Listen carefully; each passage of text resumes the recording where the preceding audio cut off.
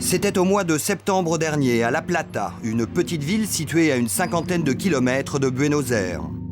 On jugeait pour la première fois Miguel Echecolatz, un ancien haut responsable de la police du temps de la dictature militaire il y a 30 ans.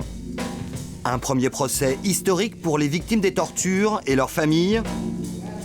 Menottes, chapelets et gilets pare-balles, l'accusé aux cheveux blancs est un tueur.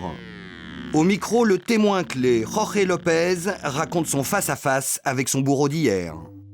Je pensais que si je m'en sortais un jour et que je le retrouvais, je le tuerais de mes propres mains.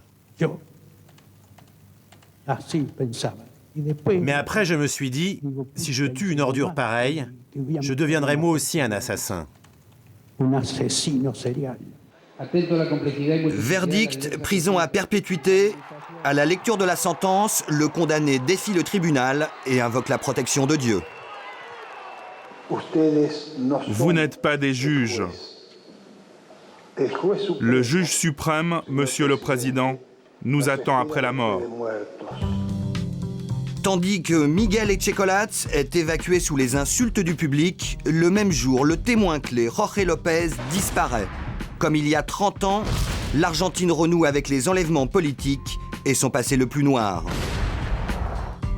Traumatisés, les Argentins descendent dans la rue pour réclamer la libération du vieil homme de 77 ans.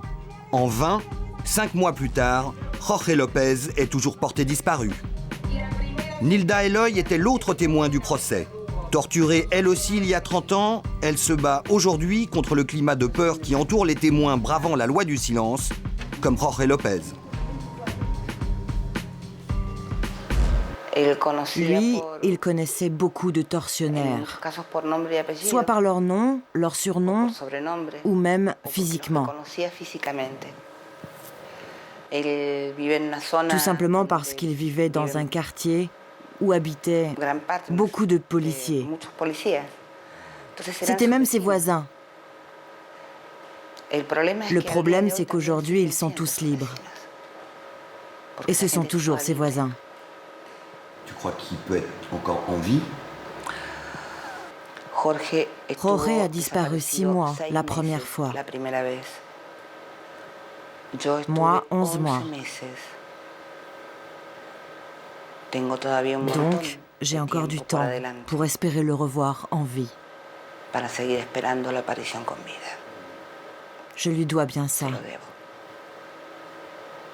Toi, tu es protégé, toi, aujourd'hui? Oui. Non. Non. Pas protégé. Je suis escortée par des policiers de la province de Buenos Aires, les mêmes qui m'avaient enlevée. Il y a 2 mois, on est rentré chez moi. On n'a rien volé, et même pas fouillé. Ils ont seulement laissé un message. Ils ont mangé mon dîner. Et cela malgré ma soi-disant protection. Buenos Aires, la semaine passée.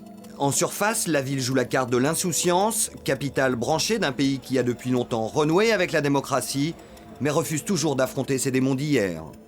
Hier, c'était en 1976, lors de la prise du pouvoir par une poignée de généraux. Comme dans le Chili de Pinochet, les Argentins subissent plusieurs années de terreur, d'arrestations arbitraires et de répression. Bilan, près de 30 000 opposants disparus à jamais, 10 fois plus qu'au Chili. Horacio Verbitsky a perdu 3 membres de sa famille. Depuis, ce journaliste écrivain lutte contre les fantômes de la dictature. Il existe des groupes qui ont des liens avec les personnes accusées et qui font pression sur les témoins et sur le gouvernement. Sur les témoins, pour les dissuader de parler, mais aussi sur les juges, les procureurs, les avocats, pour faire obstruction au travail de la justice. L'Argentine malade de son passé. La preuve, 3 mois plus tard, autre procès d'un présumé tortionnaire. Cette fois, il s'agit d'un ancien policier élu député, Luis Patti, exclu par ses pairs du Parlement. Là encore, le jour de la sentence, l'élu défie l'assistance. Je préfère me retirer si vous me permettez. Et merci, je retourne à mon peuple. C'est lui qui m'a élu. Peu après, nouvelle disparition du témoin capital, cet homme, Luis Jerez, qui avait accusé l'ancien commissaire d'être un assassin, était à son tour victime d'un enlèvement, avant d'être libéré 3 jours plus tard, après une mobilisation massive des partis de gauche au pouvoir. De quoi renforcer l'hypothèse de l'existence de groupes paramilitaires nostalgiques des années de plomb. Ouvrier et militant, Luis Jerez raconte avoir été séquestré et avoir subi un simulacre d'exécution. On m'a mis une capuche. Et après, quelqu'un dit en argot « Vas-y, liquide-le ». Immédiatement, je sens le canon d'une arme et j'entends la gâchette. 3 à 4 fois, il tire à vide. Et moi, je pense, bon, quand est-ce que le coup de feu va partir ? Pour son avocat, la maladie de l'Argentine d'aujourd'hui, c'est le sentiment d'impunité qui anime les bourreaux d'hier.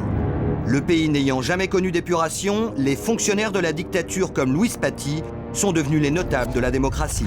Paty n'est pas un cas isolé. L'histoire de Paty s'est répétée dans beaucoup d'autres villes d'Argentine. En effet, beaucoup de municipalités sont toujours dirigées par des maires, déjà en poste sous le gouvernement militaire, ou alors qui ont participé à la répression. À la rencontre d'un tortionnaire présumé. Luis Paty avait 20 ans au moment du coup d'État. Simple flic sous les généraux, il est devenu commissaire lors du retour à la démocratie, puis a été élu maire de sa ville et enfin député avant d'être banni du Parlement. Admirateur du Petit Prince, ce serviteur de la dictature refuse d'endosser l'uniforme du bourreau. Personne ne m'a jamais reconnu. Personne n'a jamais dit « Paty a fait ça ou ça ». À la limite, on peut dire qu'il y a 34 ou 36 ans, j'ai entendu une voix, et ce serait peut-être celle de Paty, mais personne n'a dit que c'était moi. Personne n'est venu dire « oui, c'est vous, je le reconnais » et tout ça. Jamais. Juger aujourd'hui ce qui s'est passé il y a 36 ans est une erreur. Car à l'époque, il y avait une situation de psychose. C'était très différent. Les Argentins n'ont pas besoin de procès. Tout le monde sait très bien ce qui s'est passé. Amnistie contre désir de justice, amnésie contre refus de l'oubli, la société argentine reste aujourd'hui profondément divisée. 200 militaires sont en attente de jugement, mais les procédures s'éternisent. Symbole de cette lutte pour la vérité, les maires de la place de Mai, qui défilent depuis 30 ans, chaque jeudi après-midi sous le regard des touristes. Elles réclament des nouvelles de leurs proches, disparus, photos à l'appui. Depuis 5 mois, elles brandissent un nouveau portrait, celui de Jorge López, enlevé en septembre dernier, le premier disparu de la démocratie.